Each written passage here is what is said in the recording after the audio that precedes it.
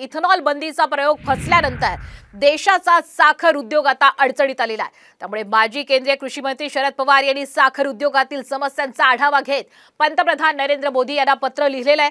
अतिरिक्त साखर साठ्यांवर नियंत्रण ठेवण्यासाठी किमान 25 लाख टन साखर निर्यातीला मान्यता द्यावी अशी मागणी शरद पवार यांनी पंतप्रधानांकडे केलेली आहे। गडचिरोलीतून एक महत्त्वाची बातमी येते। गडचिरोलीच्या सिरोंचा मध्ये मध्यरात्री जोरदार पाऊस झाला आणि याच पावसामुळे शासकीय मॉडेल स्कूलच्या वसतिगृहात पाणी शिरलं होतं। त्यामुळे सगळे विद्यार्थी या पुराच्या पाण्यात अडकले होते।